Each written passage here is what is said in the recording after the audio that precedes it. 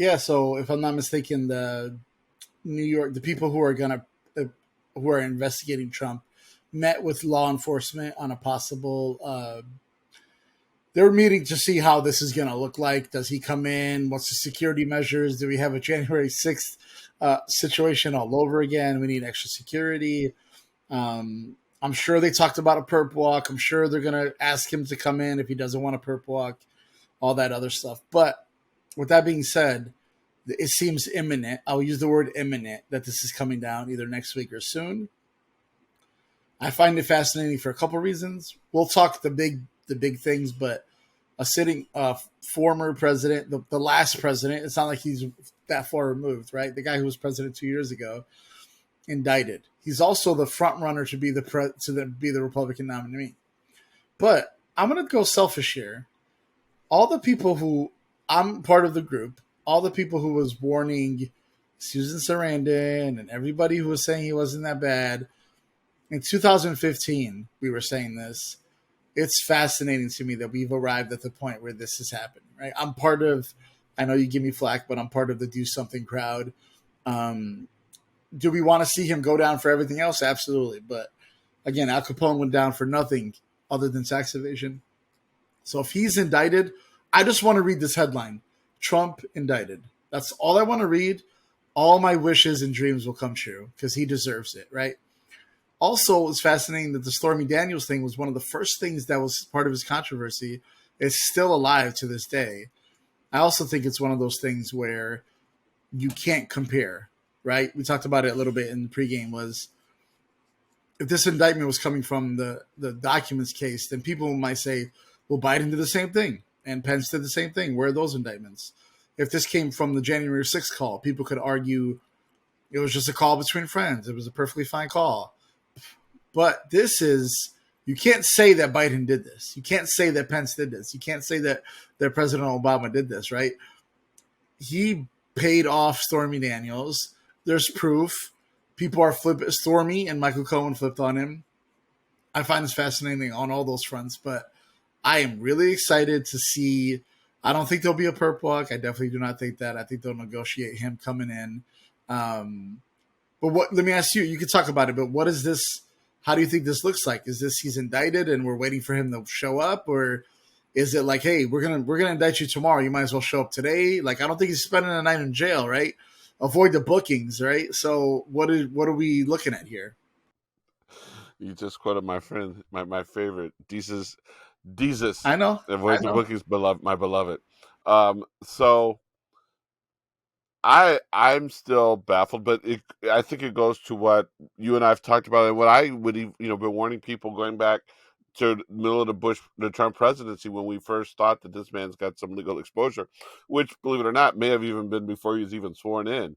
Uh, because don't forget, I will tell you, it was January 10th, 2017, in which the whatchamacallit, the Steele dossier dropped. And the reason why I know it was June 10th or January 10th, I was at the Obama going away speech, standing in line, waiting to get in, and I remember where I was when it first broke. But that being said, I want to give people a visual, something to consider, and something that I just was marveling at last night. Can you imagine if you are a Secret Service agent, either on Trump's detail or in the hierarchy? You have the very real possibility, and it's going from a real possibility to almost an imminent thing, that you will have a protectee in some form of police custody. As you said, it'll probably be bring him in, book him, and send them back out. But there's and as you said, what people don't realize, or because you alluded to it, but you didn't just say it outright. On Friday, a report came out that the Secret Service, the FBI, local authorities in Florida and New York, and I'm not sure if Georgia was included in it, are now trying to figure out what it's like to take a former president, a someone who's in the protective custody, a protected under the protection of the Secret Service, into custody.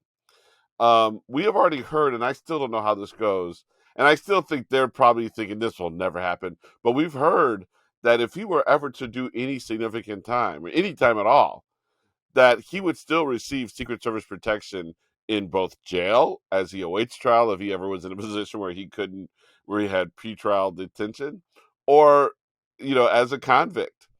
But here's the funny thing that we don't talk about. You know how you said that they might not hold him, and I of course think that the New York case and even the Georgia case probably aren't. He doesn't present necessarily a danger to the public. But do you realize don't forget the documents case, that's potentially espionage. Do you realize that he's probably looking at some charges that if he were not a former president would basically result in no bail because of his threat to national security?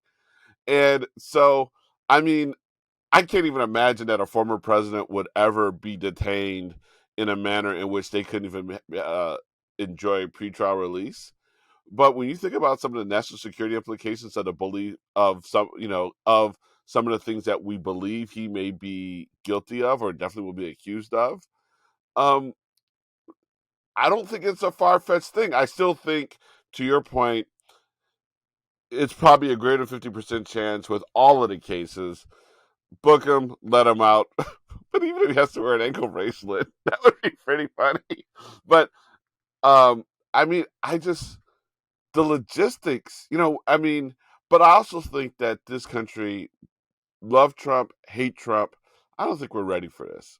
And I've been saying that. I don't think, and I think part of the reason why we are not ready for this is because